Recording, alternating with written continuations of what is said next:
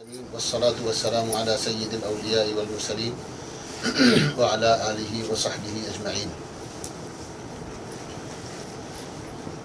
آج 28 شعبان ہے اور کل انشاءاللہ 29 شعبان ہے۔ امید ہے کل شام سے جو ہے رمضان مبارک شروع ہو جائیں گے اور کل رات سے انشاءاللہ تراویح ہونی چاہیے، اللہ کی ذات سے قوی امید ہے۔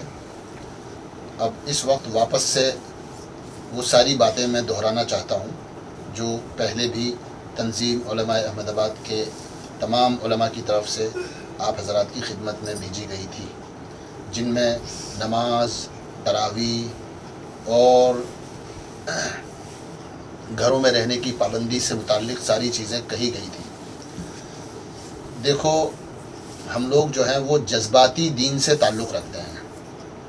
ہمارا جو دین، ہم نے جس چیز کو ہم دین سمجھتے ہیں نا، وہ ہے جس کو ہم نے اپنے جذبات سے جوڑ لیا ہے۔ ارے صاحب، تراویح جو ہے وہ مسجد میں نہیں ہوگی، قرآن نہیں ہوگا، ہے نا، گھر میں کیسے تراویح پڑھیں گے، گھر میں تراویح کیسے ہوگی، مزہ نہیں آئے گا، قرآن نہیں سن پائیں گے، فلاں چیز نہیں ہوگی، یہ نہیں ہوگا، ہے نا۔ اور پھر کچھ لوگوں کو فکر ہوتی ہے کہ افطاری کیسے ہوگی اور سحری کیسے ہوگی، اور افطاری کے اندر کھانے پینے کی جو ساری ضرورتیں ہیں، ہے نا، وہ جو ہے گوشت اور تلی ہوئی چیزیں اور فلاں چیزیں وہ کیسے مہیا ہوں گی، ہے نا۔ تو کچھ لوگ جو ہے وہ تراویح کا نظم کرنے کی فکر میں لگے ہوئے ہیں، کچھ لوگ کھانے پینے کی چیزوں کو مہیا کرنے میں لگے ہوئے ہیں، اور وہ رمضان میں بھی انہی بکھیڑوں میں لگے رہیں گے۔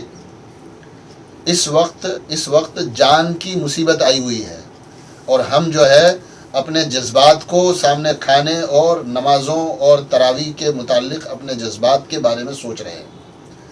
ہم نے صاف لکھا تھا کہ آپ حضرات پانچوں نمازیں، تراویح، جمعہ، سب ہر آدمی اپنے اپنے گھر میں پڑھے۔ 2-3 گھر مل کر بھی جو ہے ایسا نہ کریں کہ صاحب چلو 4 گھر مل کر کوئی ایک حافظ صاحب بلا کر جماعت سے پڑھ لو۔ نہیں، اس وقت میں یہ جو مرض پھیل رہا ہے نا، تھوڑا جس کے یہاں ایسی کیفیت ہوئی ہے ان سے ذرا پوچھ لو کہ تھوڑی سی بے احتیاطی کرنے کے نتیجے میں انہیں کیا نقصان اٹھانا پڑا ہے۔ اس لیے بہت ادب سے اور بہت تکلیف کے ساتھ آپ سب سے میں کہہ رہا ہوں کہ اپنے گھر میں ٹکیں اور گھر سے باہر نہ نکلیں۔ گھر کی ضروریات لینے کے لیے 2 دن کی 3 دن کی ضرورت ایک ساتھ لے لیں، اور سادہ روٹی پر، دال پر، چاول پر اور موٹی موٹی چیزوں پر گزر کر لیں۔ اچھی چیزوں کے کھانے کا موہ نہ رکھیں۔ اپنے گھر میں اپنے گھر کے افراد کے ساتھ جماعت سے اپنی نماز پڑھ لیں۔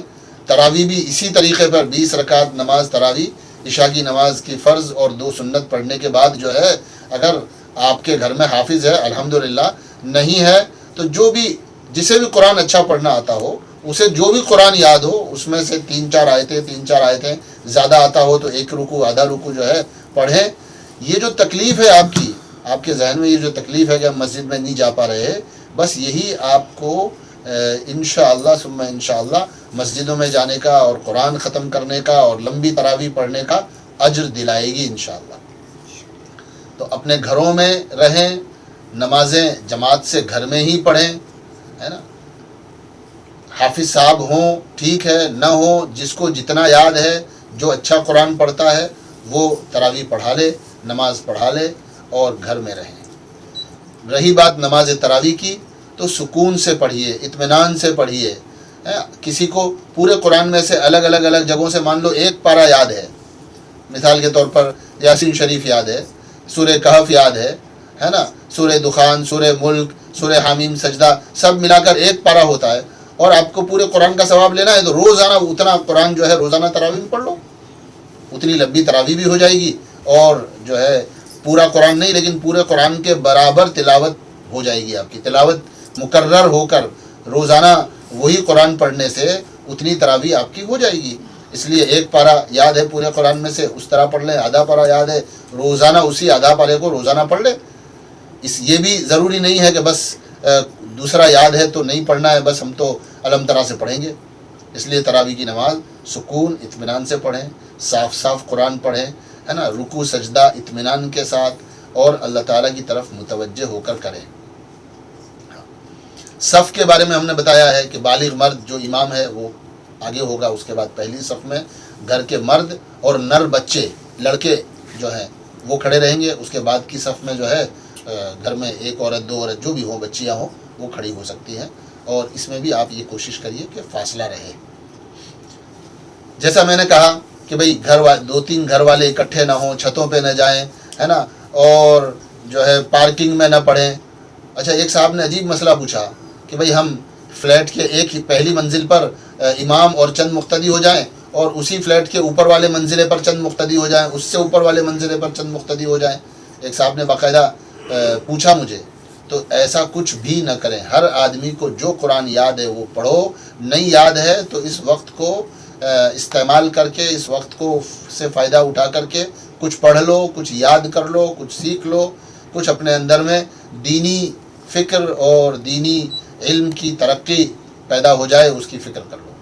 تو مجمع بڑھانے کے لیے چھت پر یا فلیٹ کی پارکنگ میں وغیرہ نماز نہ پڑھیں، جیسا میں نے آپ کو عرض کیا ہے۔ دوسری جو اہم بات ہے یہ ہے کہ رمضان مبارک کے آس پاس شاید اللہ تعالیٰ نے یہ وقت اس لیے دیا ہے کہ میرے بندے رمضان کی برکت سے مجھ سے میری طرف متوجہ ہو جائیں گے، توبہ کریں گے، گناہوں کی معافی مانگیں گے، اور میں اپنے ان بندوں کی ناراضگی کو ختم کر دوں گا، انہیں معاف کر دوں گا، اور جو ہے رمضان ایک بہانہ بن جائے گا، ایک موسم ہے عبادت کا، ایک موسم ہے اللہ کے سامنے مانگنے کا، رونے کا، تلاوت کا، قرآن پاک کو کثرت سے پڑھنے کا۔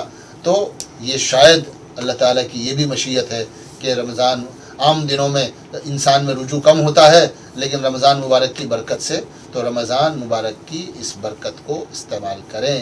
اور سحری کے لیے ہم اٹھتے ہی ہیں، تہجد کا وقت ہوتا ہے، یہ وقت جو ہے ایک جگہ میں پڑھ رہا تھا، ایک عجیب حکمت اور مصلحت کی بات میں نے دیکھی کہ دیکھو 5 نمازوں کے لیے تو مؤذن بلاتا ہے، حی علی الصلاۃ، حی علی الفلاح، حی علی الصلاۃ، حی علی الفلاح، ہے نا، اور تہجد کی نماز کے لیے حدیث پاک میں آتا ہے کہ اللہ تعالیٰ خود بلاتے ہیں، آسمانی دنیا پر نازل ہو کر اتر کر اللہ تعالیٰ اعلان کرتے ہیں کہ ہے کوئی میرا بندہ جو مجھ سے کچھ مانگنا چاہتا ہو اور میں اس کو دے دوں، ہے کوئی معافی مانگنے والا جسے میں معاف کر دوں، ہے کوئی توبہ کرنے والا جس کی توبہ میں قبول کروں۔ تو یہ اس وقت میں اللہ سے مانگنا، اللہ کی طرف متوجہ ہونا، اللہ کرنا، توبہ کرنا، مغفرت چاہنا اور انسانوں کی ہدایت چاہنا، یہ ہم مسلمانوں کی ذمہ داری ہے۔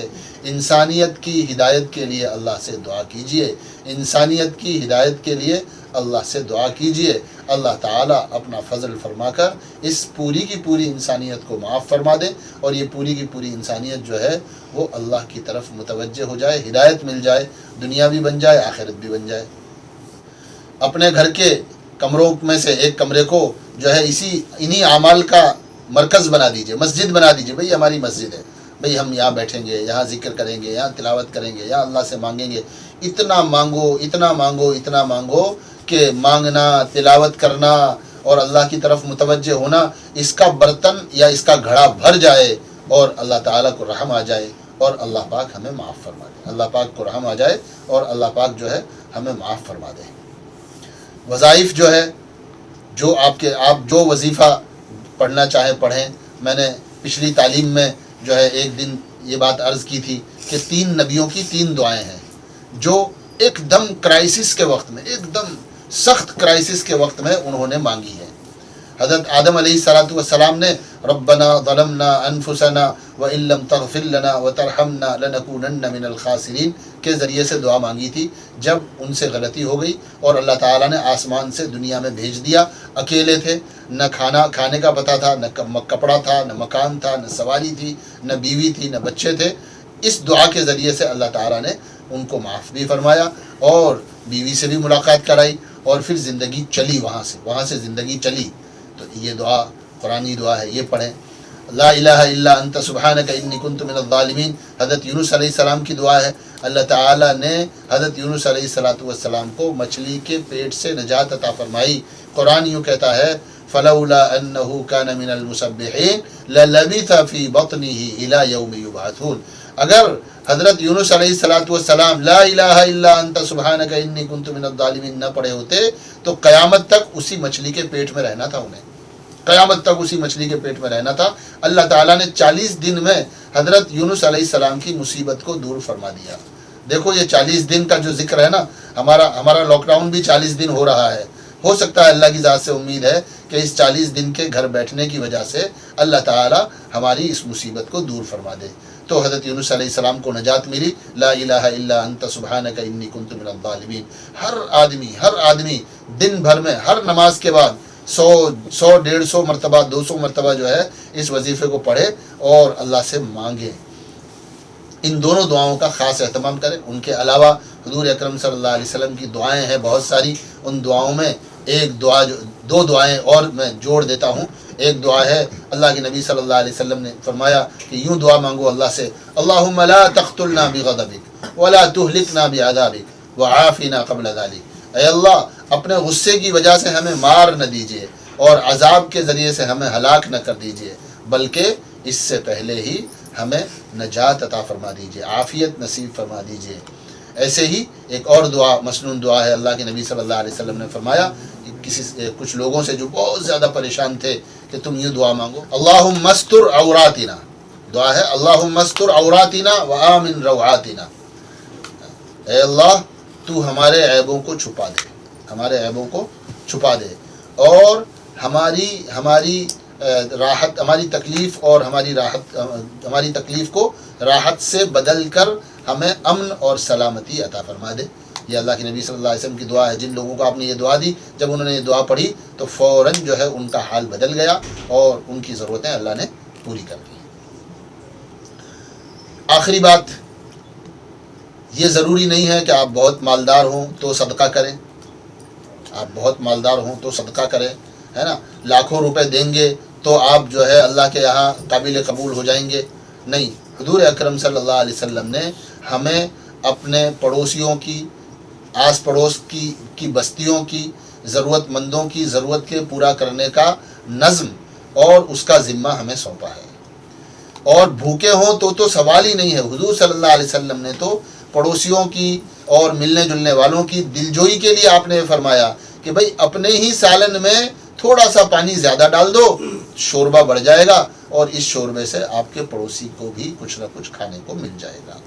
تو جس آدمی کے پاس جو کچھ ہے اسے چاہیے کہ وہ اسی میں سے کچھ نہ کچھ اپنے پڑوسیوں کی، مسلمانوں کی، غیر مسلمانوں کی، اپنے ملازموں کی، گھر کے کام کرنے والوں کی، اور جہاں تک ہماری رسائی ہے، اللہ نے اگر زیادہ مال دیا ہے تو ان ایسے علاقوں میں جاؤ جہاں سارے ہی لوگ غریب ہیں، محتاج ہیں، کاروبار نہ ہونے کی وجہ سے اب ان کے پاس کچھ بھی نہیں ہے کہ وہ اپنے کھانے پینے کا بندوبست کر سکیں، تو ایسے لوگوں کے پاس جاؤ۔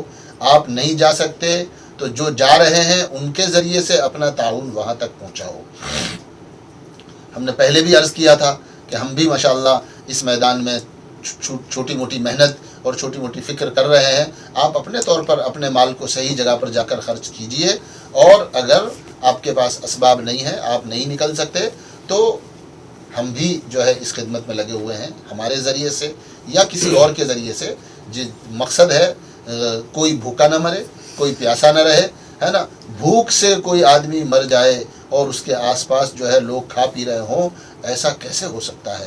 حضور اکرم صلی اللہ علیہ وسلم نے تو یہ فرمایا کہ بھئی وہ آدمی مسلمان ہی نہیں کہ جو خود اپنا پیٹ بھر لے اور اس کے آس پاس جو ہے کوئی آدمی بھوکا سو رہا ہو، کہ فلاں آدمی آپ کے پڑوس میں بھوکا سو رہا ہے اور تم مزے سے جو ہے اچھی اچھی چیزیں کھا رہے ہو اور ساری نعمتیں استعمال کر رہے ہو، تو یہ درست نہیں ہے۔ اور آخری بات یہ ہے کہ بھئی جو باتیں ہمیں کہی جا رہی ہیں، ہے نا، گھر سے باہر نہ نکلنے کی، کہ ہم گھر سے باہر بغیر شدید مجبوری کے گھر سے باہر نہ نکلیں، ہے نا۔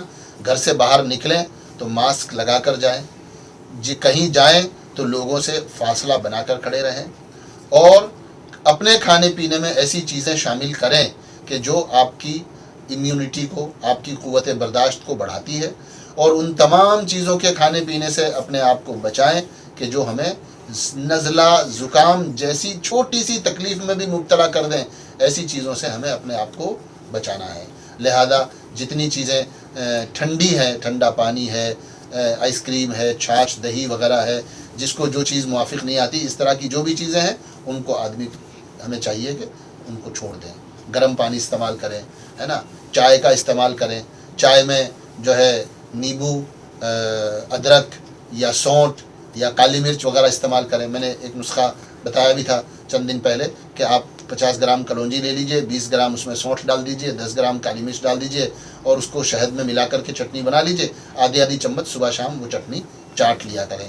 تو انشاءاللہ اس سے آپ کا گلا صاف رہے گا، آپ کا منہ صاف رہے گا، آنکھوں میں روشنی آئے گی، دماغ میں تازگی آئے گی، اور دماغ تازہ رہے گا تو پھر آپ حشاش بشاش رہیں گے. اور آخری بات پھر کہ بھائی نیگیٹو چیزوں کو نہ سنو نہ پڑھو. نیگیٹو جتنی بھی چیزیں، جتنی منفی باتیں ہیں، یہ ہو گیا، یہ ہو گیا، اتنے مر گئے، ہے نا، بہت زیادہ خبریں کورونا سے متعلق اور مریضوں سے متعلق اخباروں میں، ٹی وی پر، ہے نا، ان چیزوں کو نہ دیکھو، اپنے کام میں لگو، کچھ پڑھو، کچھ نئی چیز کرو، اپنے دماغ کو جو ہے کسی انوویشن میں جو ہے استعمال کرو، اور نیگیٹو چیزیں، منفی چیزیں جو ہے ان سے اپنے آپ کو بچاؤ. اللہ سے دعا کرتا ہوں.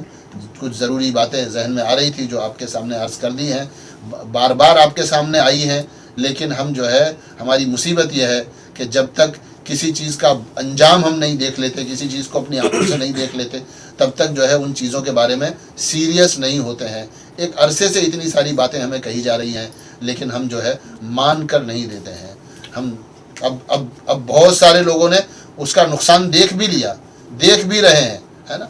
یہ چیز ایسے آدمی کو لاحق مل جاتی ہے، لاگو ہو جاتی ہے کہ آدمی کو اس کا پتہ ہی نہیں چلتا ہے.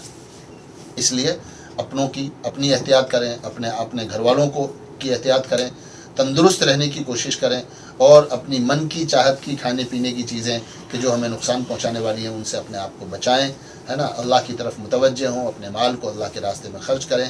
کم و بیش، چھوٹا بڑا، جو بھی صدقہ اور جو بھی وظیفہ جو ہے، جو بھی صدقہ اور جو بھی خرچ آپ کریں گے وہ انشاءاللہ آپ کو اللہ کے یہاں کئی گنا ہو کر اللہ تعالیٰ کی طرف سے دیا جائے گا انشاءاللہ. سبحان اللہ بحمدہ، سبحانک اللہم وبحمدک، نشہد ان لا الہ الا انت، نستغفرک ونتوب الیک. سبحان ربک رب العزۃ عما یصفون، وسلام علی المرسلین.